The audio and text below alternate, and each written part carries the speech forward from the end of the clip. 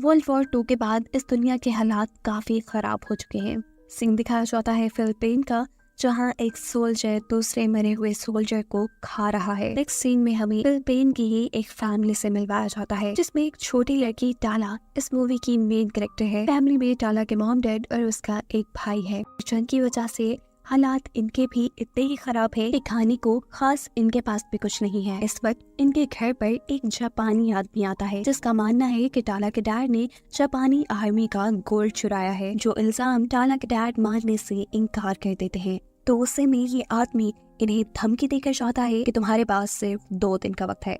अगर तुमने गोल्ड वापस ना किया या उसके बारे में ना बताया तो मैं तुम्हारा बहुत बुरा हश्र करूंगा। वो आदमी तो धमकी देकर जा चुका था, पर टाला के डैड उसी को मारने की प्लानिंग में लग गए थे, क्योंकि वो अपनी फैमिली को बचाना चाहते थे। इस आदमी को मारने की अपने डैड की प्लानिंग टाला भी सुन लेती है, जिसको रिलैक्स करने के लिए उसके डैड कहते हैं, परेशान मत होना, मैं जंगल के रास्ते से जा रहा हूँ, किसी को मेरा पता नहीं चलेगा और मैं जल्दी ही वापस आ जाऊंगा। और इस सब के बाद काफी दिन गुजर जाते हैं। टाला के डैड अभी तक वापस लौट कर नहीं आए थे। टाला की मॉम की भी तबीयत अचानक बहुत ज्यादा बिगड़ जाती है। उनकी मेड उन्हें उठाकर उनके रूम में बेड पर लेटाती है और इस सब की परेशानी में टाला के मुंह से ये निकल जाता है कि शायद डैड मर गए होंगे।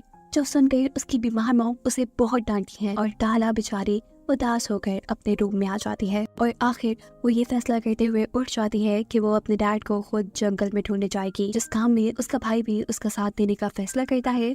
और ये लोग घर से बाहर जाते हुए अपने डैड की गन को भी अपने साथ रख लेते हैं। ये लोग जंगल में पहुंच चुके थे, जहां टाला को एक झोपड़ी नजर आती है। झोपड़ी के अंदर जाने पर उसे प्लेट में रखी एक कैंडी मिलती है, जिसे वो जल्दी से उठाकर खा चुकी थी, क्योंकि वो काफी वक्त से भूखी थी। वो अब इसी झोपड़ी में बनी एक कमरे के अंदर जाती है। वहाँ एक लाश पड़ी थी, जिसके ऊपर बहुत से कीड़े बैठे हुए थे, जिसे देखकर वो बहुत ज्यादा डर चुकी थी। डर कर टाला वहाँ से बाहर आ चुकी थी। चलते चलते टाला के भाई को दूर से एक अजीब आवाज सुनाई देती है, जबकि सामने टाला को अपने डैड नजर आ गए थे। वो जब पीछे मुड़कर अपने भाई को देखती है तो पीछे से उसका भाई गायब था। टाला का भाई उस आवाज को सुनते हुए जंगल में एक नदी के पास पहुंचा था, जहां बहुत सी लाशें थी। ये लोग जंग में मारे गए थे। इन्हें देखकर वो बहुत ज्यादा डर जाता है और वापस घर की तरफ चल पड़ता है।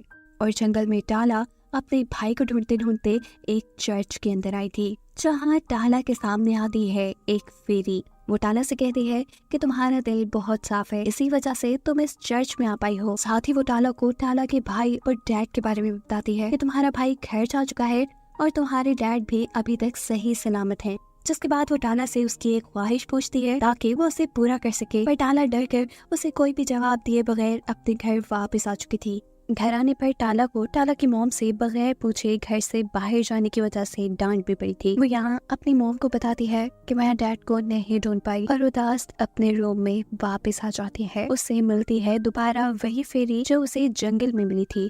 यहाँ फेरी टाला को अपने बारे में बताते हुए कहती है कि मैं सब जानती हूँ, सब जो यहाँ हो रहा है। मैं ये भी जानती हूँ कि तुम्हारे डैड इस वक्त कहाँ हैं और किस मकसद के लिए हैं। तुम्हारे डैड सिर्फ उस जापानी आदमी को मारने के लिए नहीं गए जिन्होंने उन्हें मारने की धमकी दी थी, वो तो बल्कि अपने दुश्मनों से यानी अमेरिका वालों से मदद भी लेने के लिए गए हैं। तुम्हारे डैड एक गद्दार है। मैं ये भी जानती हूँ कि तुम्हारी मॉम भी बीमार है, अगर तुम चाहो तो मैं उन्हें ठीक कर सकती हूँ। ये कहकर वो टाला को एक जार देती है और वहाँ से गायब हो जाती है। अब सुबह होती है। टाला का भाई बहुत ज्यादा घबराया हुआ परेशान था। वो टाला को बताता है कि मैंने एक बहुत बुरा ख्वाब देखा है कि हम भी जंग में मरने वाले लोगों की तरह मर जाएंगे और कोई हमारी मदद को नहीं आएगा। टाला उसे जल्दी से गले लगाकर कहती है, ऐसा नहीं है, हमारी मदद वो फेरी करेगी। टाला यहाँ उसे फेरी के बारे में सब कुछ बता चुकी थी, जबकि दूसरी तरफ हम उसी जापानी आदमी को टाला के घर के बाहर देखते हैं, जिसने टाला के डैड को धमकी दी थी।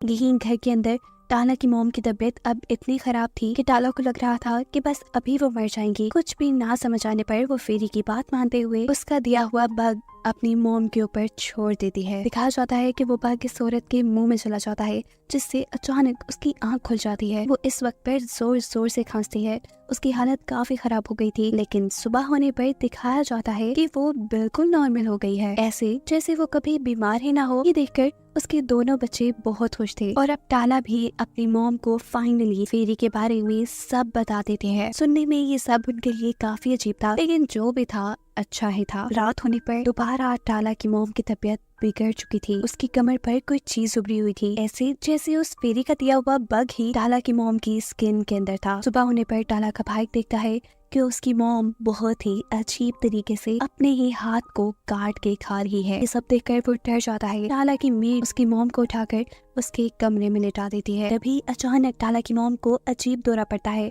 उसकी हालत बिगड़ गई थी। उसकी बॉडी की सारी वेन्स रेड होकर बाहर की तरफ उभर आई थी। साथ ही उसकी जुबान भी अजीब जानवर की तरह बनकर लंबी होकर बाहर की तरफ निकल आती है। उसकी हालत ऐसी थी कि किसी ने उसे पोसेस कर लिया था, उसे अपने काबू में कर लिया था। ये देखकर उसकी मेट भी डर जाती है। फौरन ही उसके रूम से बाहर जाकर वो उसके रूम को लॉक करके चाबी बाइबल के अंदर रख देती है। सीन कट होकर दिखाया जाता है कि टाला एक बहुत बड़ी सी बास्केट लेकर जंगल में आई है उसी फेरी के पास। वो उससे जब खाने के लिए कुछ चीजें मांगती है तो फेरी सामने खाने का एक बहुत बड़ा टेबल सजा देती है और टाला से कहती है कि तुम जितना लेना चाहो इसमें से ले सकते हो। इतने दिन बाद खाना देखकर टाला भी खाने पे टूट पड़ी थी। वो बहुत सारा खाना अपनी बास्केट में डालकर जैसे ही घर आती है तो उसका भाई गुस्से में उसे बताता है कि मॉम की हालत बहुत खराब हो गई है, वो बहुत अजीबोगरीब हरकतें कर रही हैं और ये सब सिर्फ तुम्हारी वजह से हुआ है, तुम्हारी उस फेरी की वजह से हो रहा है। गुस्से में टाला उसे एक थप्पड़ मारती है, पर थोड़ी ही देर में उसे एहसास हो चुका था कि उसका भाई बिल्कुल ठीक कह रहा है। रात में अचानक ही टाला के कमरे का दरवाजा खुलता है। उसे बाहर किसी के होने की आवाज आ रही थी। वो जब चेक करने बाहर जाती है तो वहाँ उसकी मॉम थी जिसकी आंखें बिल्कुल काली थी और अचानक वो वहाँ से गायब भी हो गई थी। टाला अपनी मॉम को ढूंढने के लिए आगे जाती है। उसे अब अपने घर से बाहर अपने डॉग के चिल्लाने की आवाज आ रही थी। टाला जल्दी से बाहर जाकर देखती है तो वहाँ उसकी मॉम उसी के डॉग को खा रही है। इन्हें देखकर टाला समझ चुकी थी कि उसकी मॉम इंसान नहीं रही बल्कि वो जानवर और इंसानों को खाने वाली एक डीमन बन चुकी है। डर कर टाला अपने घर का दरवाजा बंद कर देती है। सारा शोर सुनकर टाला का भाई और उसकी मेट भी यहाँ आ चुके थे। वो जब दरवाजा खोल के बाहर देखते हैं तो उनकी मॉम बेहोश पड़ी थी और साथ ही जख्मी हालत में एक परिंदा भी पड़ा था जिसको उसकी मॉम ने खाने की कोशिश की थी। ये लोग अब अपनी मॉम को उन्हें उनके कमरे में बंद कर देते हैं। ये दोनों बहन भाई उदास बैठे थे। टाला का भाई रो रहा था और टाला उसे कहती है तुम रो नहीं, मैं सब ठीक कर दूंगी। जबकि इनके घर के बाहर हमें वही फेरी दिख रही है जो टाला के मॉम के शिकार किए हुए परिंदे को खा रही थी और इससे हमें मालूम हुआ कि वो भी एक डिमोनिक फेरी है, यानी एक शैतानी फेरी।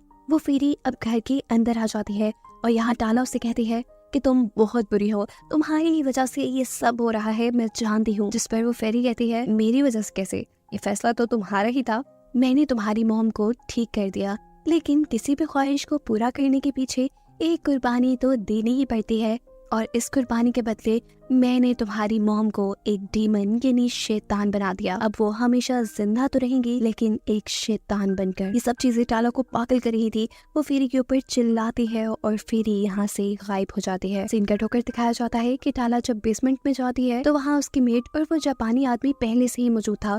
ये लोग यहाँ गोल्ड ढूंढ रहे थे। टाला को देखते ही ये जापानी आदमी टाला को भी पकड़ लेता है और उससे भी गोल्ड के बारे में पूछता है, पर टाला को कुछ मालूम नहीं था। अपनी बहन को बचाने के लिए यहाँ टाला का भाई अपने डैड की पिस्टल लेके आता है। उसने पिस्टल को जापानी आदमी की तरफ ताना हुआ था। इससे पहले कि वो पिस्टल चला पाता वो जापानी आदमी टाला के भाई को ही शूट कर देता है। उसके भाई का बहुत खून बह रहा था और ये देखकर टाला बहुत गुस्से में आ चुकी थी। वो अब अपने मॉम के रूम की चाबी इस जापानी आदमी को देते हुए कहती है कि जाओ, गोल्ड उस रूम में है, जाकर ले लो। टाला ये बात जानती थी कि उसकी मॉम अब एक डीमन बन चुकी है और ये आदमी जैसे ही उनके रूम में जाएगा टाला की मॉम इसे काट खाएंगी। और ये सारी बातें ना जानते हुए वो आदमी टाला की मॉम के रूम की तरफ बढ़ जाता है।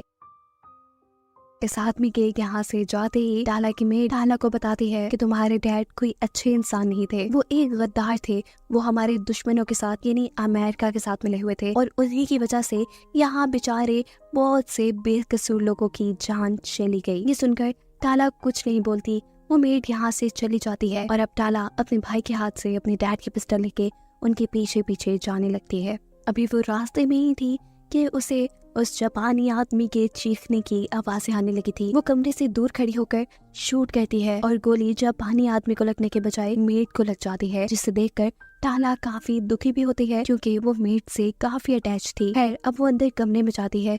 कमरे में कोई नहीं था। वो बाथरूम में जाती है तो बाथरूम पूरा खून से लथपथ था और उसकी मॉम किसी जंगली की तरह जापानी आदमी की बॉडी को चीर फाड़ कर खा रही थी।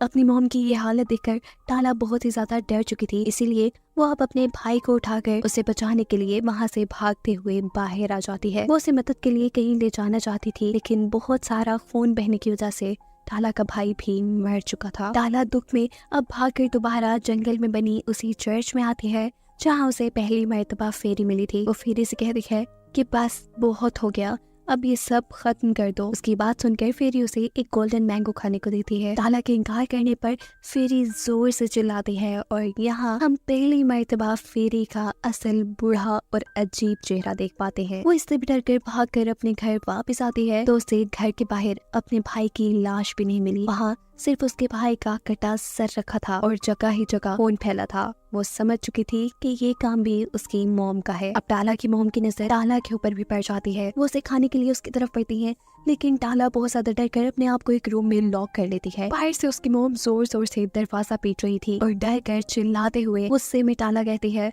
बस बहुत हो गया, अब ये सब बंद कर दें। उसके ये कहते ही अचानक हर जगह खामोशी हो जाती है और इस खामोशी का मतलब चेक करने के लिए टाला अब अपने कमरे का दरवाजा खोलती है। उसकी मॉम सामने गिरी हुई थी और उनकी कमर की स्किन के अंदर से वो बग निकल कर भी उड़ चुका था। जंगल में दिखाया जाता है कि फेरी इन सारी चीजों से हंस रही है। यहाँ टाला की मॉम अपने दोनों बच्चों का नाम लेते हुए मर जाती है और इस सब के बाद दोबारा फेरी टाला के घर पर टाला के पास आती है और उसे गोल्डन मैंगो देते हुए कहती है कि अगर तुम इसे खा लोगी तो तुम्हारे सारे दुख, तुम्हारी सारी मुश्किलें खत्म हो जाएंगी। टाला को कुछ समझ नहीं आ रहा था। वो उससे वो मैंगो ले लेती है और फेरी वहाँ से गायब हो जाती है। जिसके बाद दिखाया जाता है कि टाला के डैड भी अपने साथी के साथ घर वापस आ चुके हैं। घर आने पर उन्हें अपनी वाइफ और बेटा मरे हुए मिले थे, जिस चीज ने उन्हें भी अंदर से खत्म कर दिया था। जिस वक्त वो जोर जोर से रो रहा था तभी उसका साथी उसकी खुफिया जगह से जापानी आर्मी का सारा गोल्ड बाहर निकाल लेता है और फिर एक गन निकालकर टाला के डैड के पास जाकर उन्हें शूट करके खत्म कर देता है। यानी टाला के डैड के अपने ही साथी ने उन्हें धोखा दे दिया था और ये उनके बुरे कामों की सजा थी। टाला ने अपने डैड को भी मरते हुए देख लिया था। वो अब कुछ नहीं कर पा रही थी और ये सब इसलिए हुआ था कि उसने फेरी का दिया हुआ गोल्डन मैंगो नहीं खाया। टाला की फैमिली के सभी लोग मारे जा चुके थे सिवाय टाला के। अब सबसे पहले वो इस फेरी को मारना चाहती थी जिसने उसकी फैमिली का ये हाल किया था और फेरी ने असल में सबको मारने के बाद टाला को सिर्फ इसलिए जिंदा छोड़ दिया क्योंकि उसका दिल बिल्कुल साफ था। ये फेरी थी तो एक डिमोनिक फेरी, यानी काम तो ये बुरे और शैतानी करती थी, लेकिन एक बात जो अच्छी थी वो ये कि ये सिर्फ उसी इंसान को मारती थी जिसके दिल में लालच होती या जो इंसान अंदर से बुरा होता। ये कहानी यहाँ खत्म हो जाती है।